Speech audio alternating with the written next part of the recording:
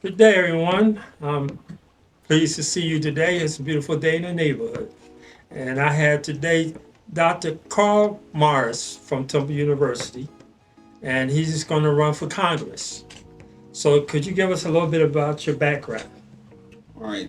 Thank you, Jay. So, as you said, my name's Carl Morris. I'm a computer scientist and a professor at Temple University. I've been at Temple now for about 12 years. I've been a technologist for about 26 or 27 years. And specifically, I've been doing work in artificial intelligence and smart systems for about 15 years.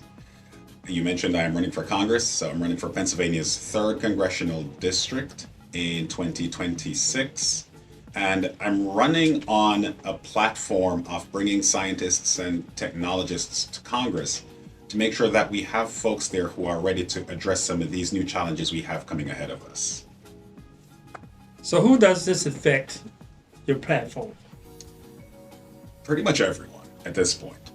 Uh, for a very long time, I think we've treated technology as if it is this secondary tool that we can utilize to help us do things or accomplish certain tasks. But as we've seen over the last few months, if not the last couple of years, as AI has been, or as AI has advanced, uh, it is no longer just this secondary tool. Instead, it is this pervasive element that is now a part of every aspect of our lives.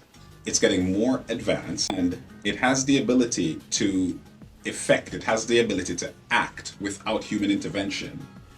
And because of this, it is unlike any other tool we've had before, any other technology we've had before. And you'll be hard pressed to find any American or anyone in the 3rd district that will be unaffected by artificial intelligence in the coming years. Okay, could you elaborate on that more?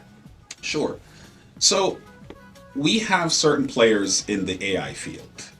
We have the companies that are developing these tools, and they're motivated and they're incentivized to bring AI to every field, whether that's the job market, to have it replace or engage in certain types of activities that were previously the domain of human beings, whether that is making decisions or doing research in areas like healthcare or law or research and discovery. You're going to find these companies basically building AI models that can fit in or be utilized in a lot of different domains.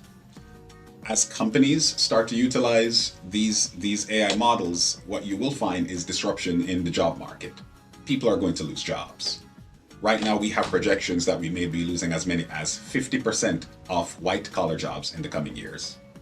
And as soon as we start to see better advancements or more advancements in autonomous robots, you will start to see blue collar jobs falling off. So whether that is custodial work, warehouse work, you can already see this happening in, go search online for videos of robots in Amazon warehouses where you can see them already doing jobs. This is going to advance, this is going to increase. So you're going to see huge job losses.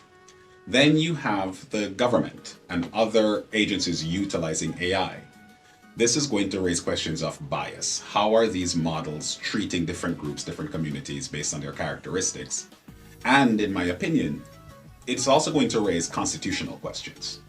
When the government starts to utilize artificial intelligence and it collects all of this data, whether passively or actively, how does that impact, for example, the Fourth Amendment about search and seizure?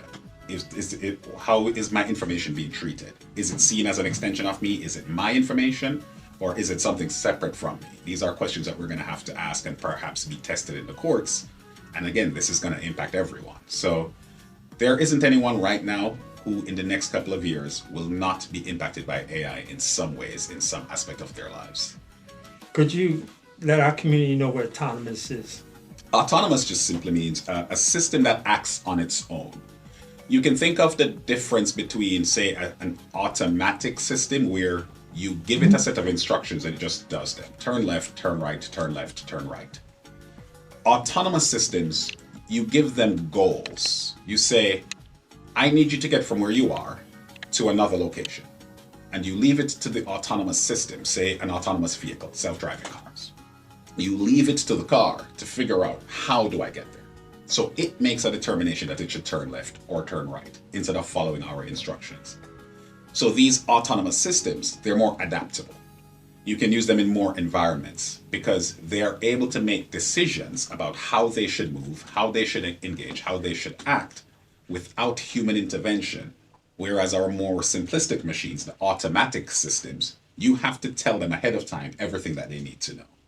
So autonomous systems are an advancement. And you could think of AI as sort of the algorithmic version of autonomous systems. It's the software that is making decisions, making a determination of what it should do in any given situation based on the context, based on what's around it, or based on what it knows. So autonomous and AI, they pretty much go together. So could you also explain the algorithm? Because we heard a lot about it, but few Sure. people actually know what it's meant by. Right. So algorithm is a word that people throw around, as you mentioned, a lot without really defining it or understanding what it is.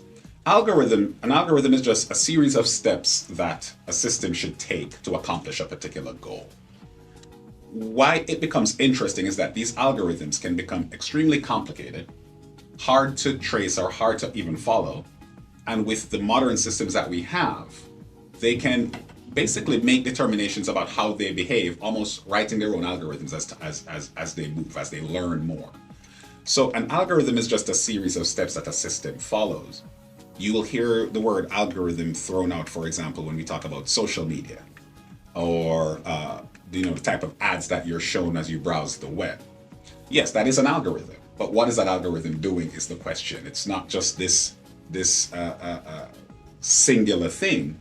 Every system has its own set of algorithms that they use to perform different actions. Understanding what these algorithms are, what they're doing, and how they're doing it is going to be important for us as individuals to protect ourselves. And it is going to be important for legislators to effectively write laws. You can't just write a law that says an algorithm. You have to speak to what these algorithms are doing. With AI, it becomes that much more complicated because you're not just looking at algorithms, you're looking at models. You're looking at the data that is used to train these models, and you're looking at how much autonomy, how much ability to do these AI, how much ability are they granted to act in the world, to perform certain operations. So now it's no longer a conversation of just AI, of just algorithms. It's a conversation about how these systems, these very complicated systems, work in the real world. So who would benefit from these programs? So AI it's like fire. It's like a double-edged sword. It can be beneficial, it can be useful. There are lots of advances that can be made and realized through the use of artificial intelligence. I do research, for example, in AI, in an intersection of AI in healthcare. I utilize information that is gathered about an individual's movement throughout a space, throughout their home. That information is fed and analyzed by AI models, and we use it to make determinations of whether or not someone should seek professional or medical advice for early onset Alzheimer's, dementia, mild cognitive impairment, these types of mental ailments. That's an extremely useful use case for artificial intelligence. At the same time, because of certain aspects, certain characteristics of these AI models, for example, the fact that they tend to have bias built in based on the training data that they use, these AI models can also inflict harm. Some simple examples are, if you look at the AI models that run self-driving cars, for example, these self-driving cars have a harder time detecting dark skin. So when they're driving along the street, it is far more likely that these cars, even though they have fewer accidents on the whole compared to human drivers, when they do have accidents, it is far more likely that the individual that it hits will be a dark-skinned individual. Or you will find in medicine that an AI system might make a certain recommendation based on the data it has, but a lot of the data that it has and the information that was used to train it might be based on a certain demographic, for example, adult men. But then if it's making a recommendation about a course of medication or treatment, but this is for a woman or a young girl, then if the AI model is not able to recognize the difference or distinguish between what it's been trained on and the individual for whom it's making a recommendation, then that you can again have harm.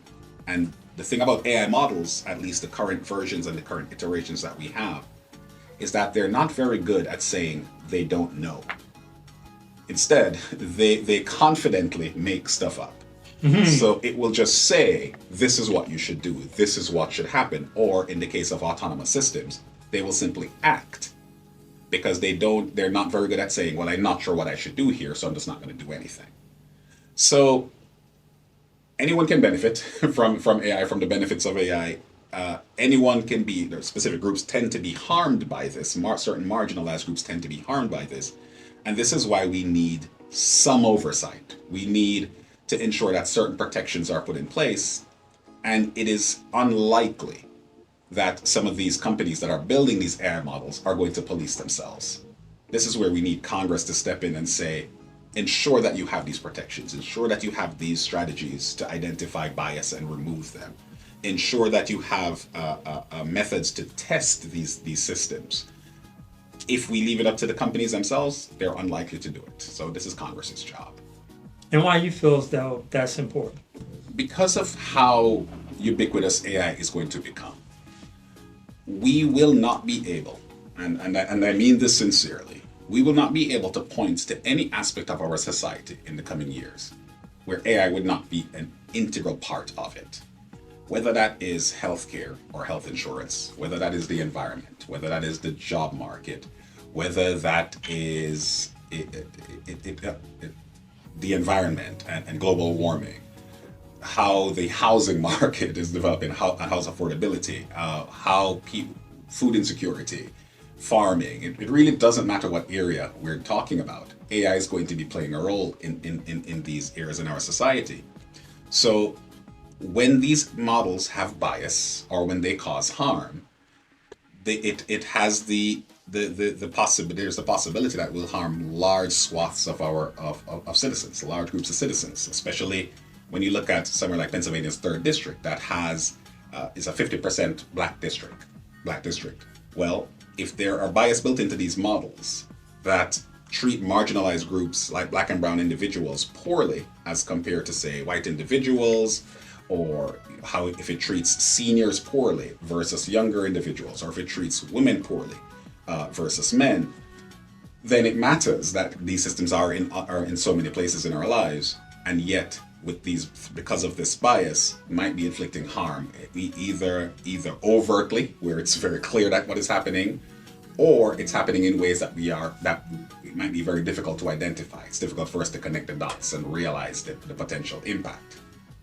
And that is only through the use of AI. There are other enablers that we also need to be mindful of. For example, all of these AI models today, they require these large data centers. These large data centers tend to be built in areas where there's already access to power, so there are power plants, etc.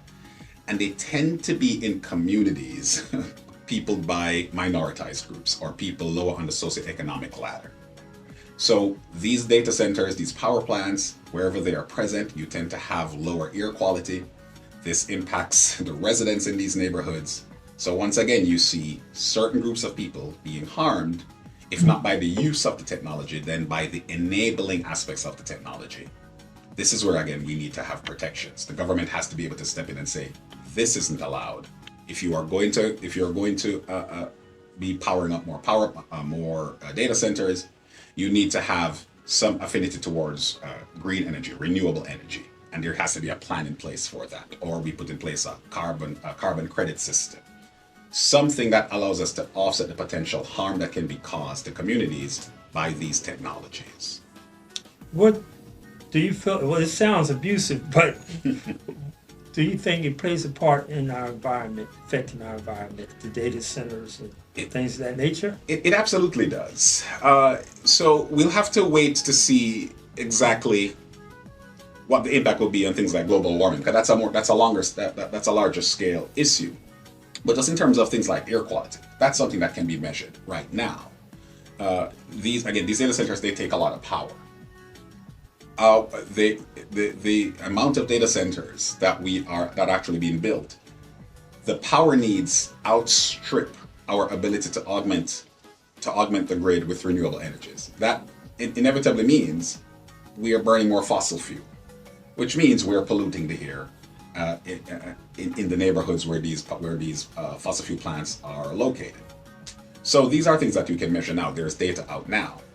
But then there are other impacts. For example, wherever these data centers are located, the cost for electricity increases. And it doesn't increase for the data center, it increases for everyone. So if you are living within a few mile radius of a data center, your electricity bill is probably higher than it needs to be, or would have been, say, 3 to 5 years ago, because of the presence of that data center. It's a limited resource, so whenever there is high utilization, the price goes up. So not only are you being impacted, not only is your health being impacted, your financial health is being impacted as well. There are also studies that talk about water usage. Some other studies say that might be overblown, but there is an impact on the environment that we have to be mindful of, and we need to put the onus on these companies that are building these data centers to address them. It cannot be the problem and the concern of individuals living in these communities.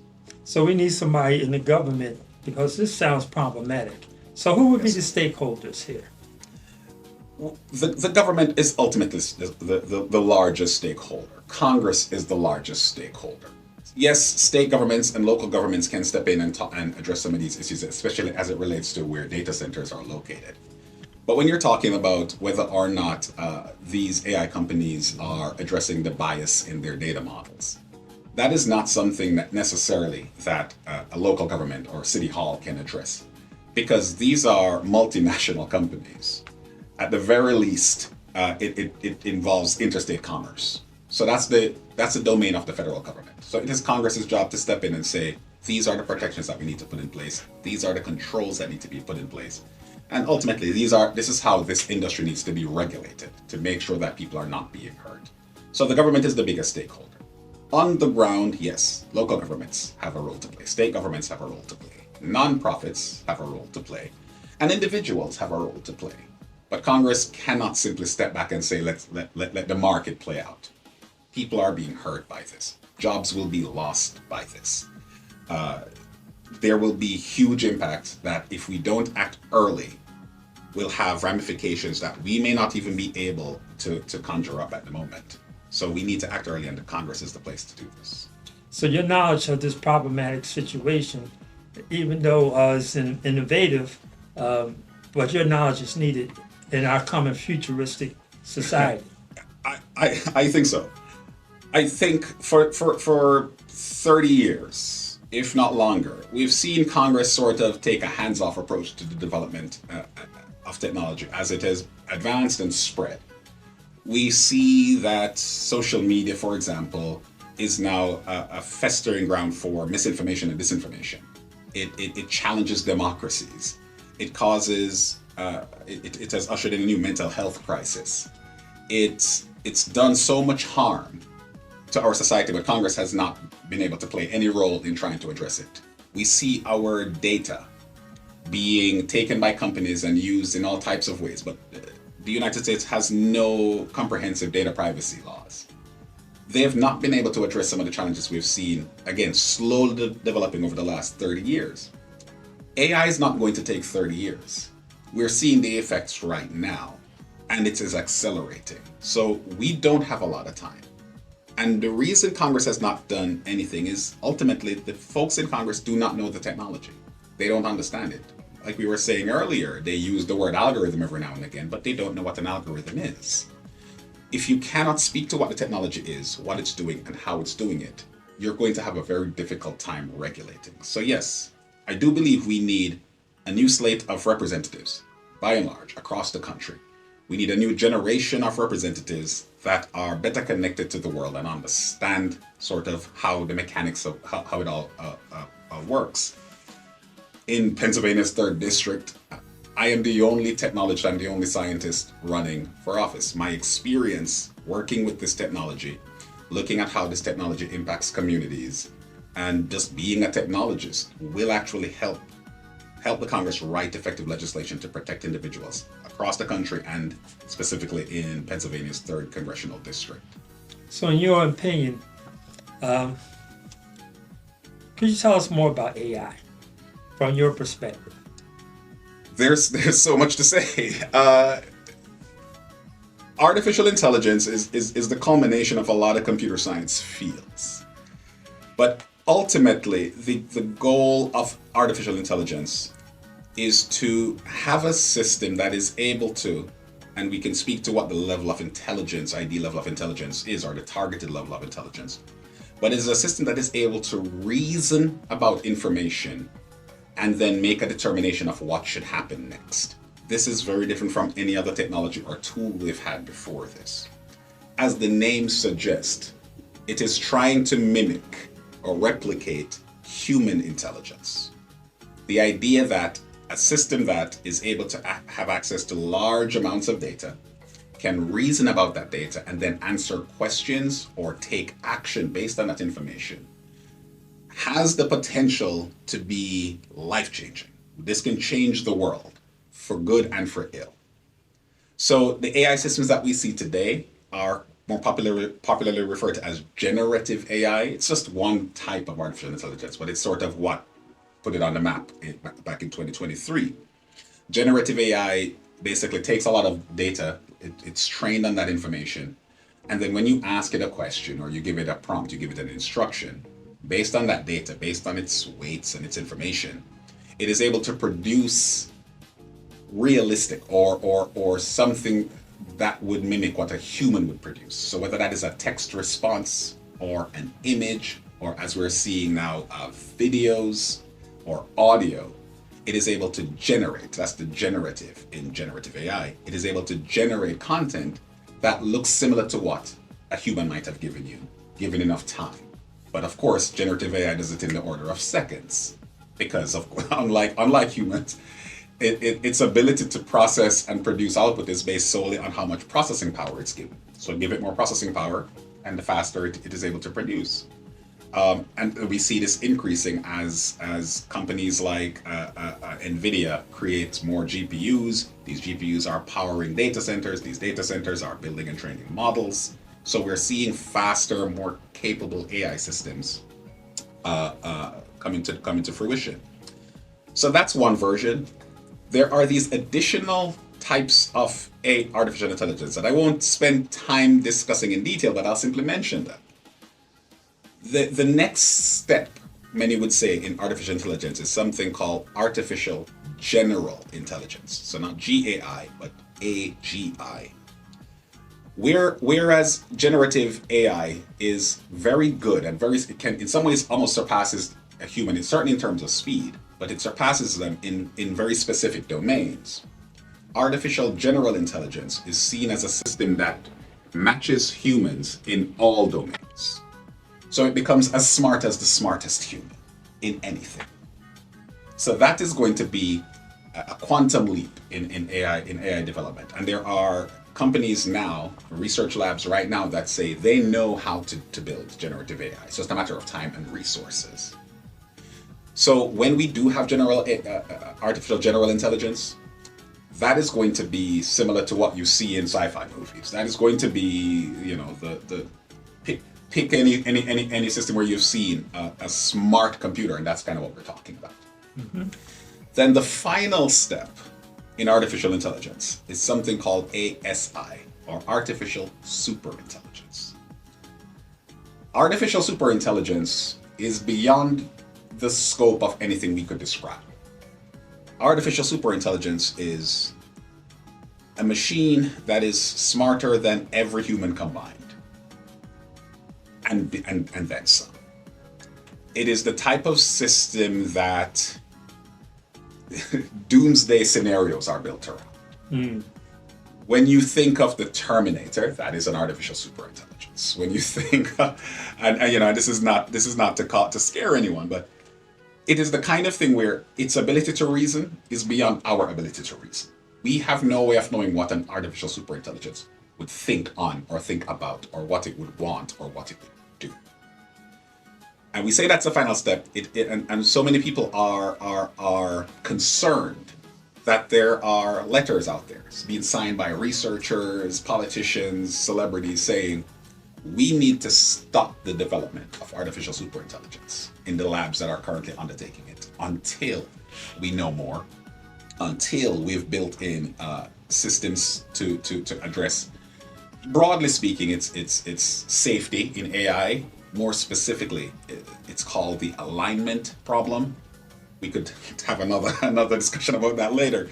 But to ensure that the AI does what we want it to do, not what it wants to do.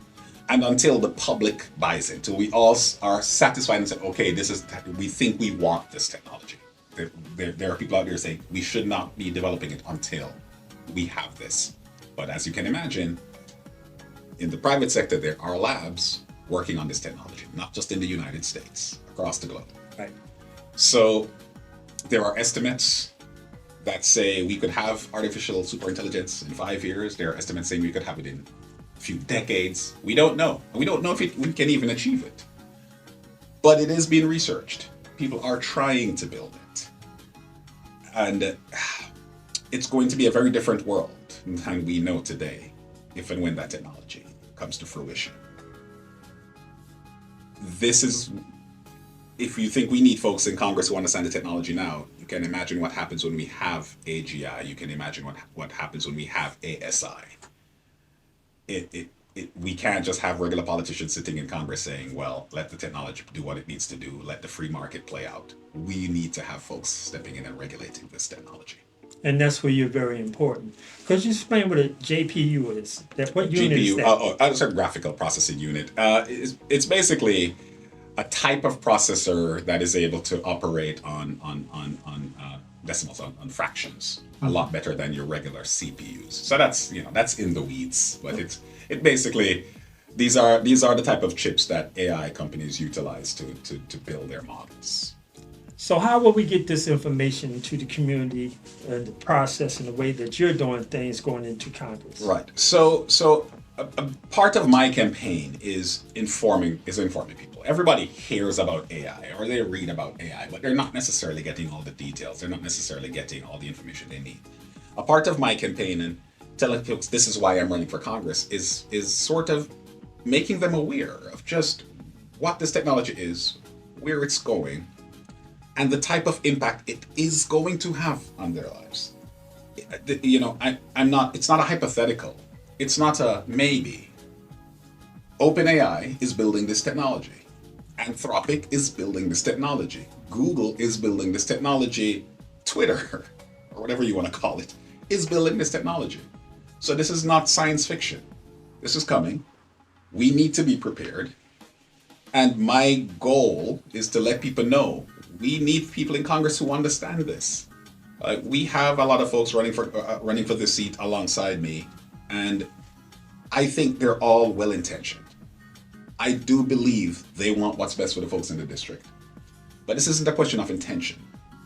It is a question of, can you do the job that is in front of us?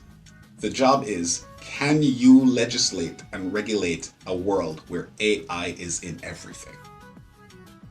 It is not enough to be a lawyer. It is not enough to be a businessman. It is not enough to be a medical doctor, because AI is going to be in all of these things as well. Can you speak to artificial intelligence? And not just artificial intelligence in your field. If you're talking about just your field, you're seeing only a small part of this very large tapestry. You're missing the interconnectivity. You're missing the complexity. And if you miss the complexity, then whatever legislation you try to write is going to miss the mark. We need technologists to understand what it is about. And my goal is to make sure that people, when they go to vote in 2026, they know what is at stake. So this is a tricky question. Who do you think, or who could do the job that is needed right now to get this information out?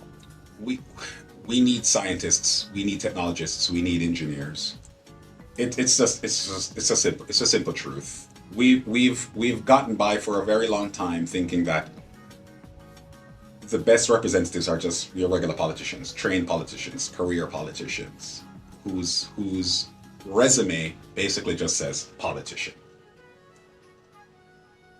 This is a bigger problem than anything we've seen before. This is a global challenge. When people have conversations about artificial superintelligence, they have it in the same breath that they would if they were talking about nuclear annihilation. This is the scope that we're talking about here. And even if you take artificial superintelligence off the table, we are talking about a system that is going to displace so many jobs that if we don't start to have conversations, for example, about the social safety net and how we can ensure that folks are taken care of, maybe looking at things like a universal basic income or looking at bolstering training for certain jobs less prone to being usurped by AI right now. And even then, I'm saying right now because we don't know what the future holds. Yeah, so what we need are people who understand what this technology is. We need people who understand the capabilities, so we know where to focus when. We need people who understand the scope. They know how encompassing it's going to be. This is going to be necessary to be a legislator. And one thing I will hear from time to time is, well, why don't you just tell the legislators what they should do? That happens all the time. We've seen that for 30 years. We've seen experts tell folks in Congress, hey, here's what needs to be done. And we've seen time and time again these experts be ignored because these experts, they don't come with a check. The lobbyists come with checks. The donors come with checks. And even if you take that out of the equation, just because I tell you something doesn't mean you believe me. It doesn't mean I can get into the details so you get it. If this is my expertise, if this is my field, and I'm just going to try to explain to you in two sentences, my guess is you're going to walk away not fully understanding the scope of the challenge in front of you. So we have 30 years of experience of seeing this. We still have climate change deniers in Congress, despite despite the mountain of evidence and experts who have said this is happening. So at some point we have to sort of get rid of this idealistic view that it is sufficient to just have experts tell the policymakers what should be done. We need to recognize that at some point it is necessary to bring the experts into the room and have them take part in the policy discussion, not simply try to convince one congressperson or one senator that they should go to the floor and try to convince all the other senators or all the other congresspeople that this is what needs to happen. We need those people being congresspeople. We need the experts in the room. So, as a Congress member, what would be your goal? Among other more progressive policies, and I encourage folks to check out my website, carlforcongress.us, to learn more about my platform. My goal would be to make sure that the United States is not just prepared for this AI revolution, but that we are partnering and are sharing information with global partners, because it doesn't matter what we do here. If in some lab somewhere across the country, somebody across the planet, somebody else is doing the work that we are trying to regulate, that we're trying to put protections in place. So this has to be a collaborative effort. Another reason why we need to have experts. It's kind of interesting how we look at politics here and who should be making laws here. When we look across the globe, when we go to China, the Politburo, China, it's 24 folks that basically run the country. Xi is a member of the Politburo. I don't know the number, but such a large number of them are engineers. They're engineers. They're not. They have terminal degrees in engineering and science. These are the people who run the government in China. But in the United States, with across our 425 congresspeople and our 100 senators, we seem convinced that we should just have career politicians. So other jurisdictions, other countries, they recognize this. They have people in charge who are able to understand the scope of the problem and act.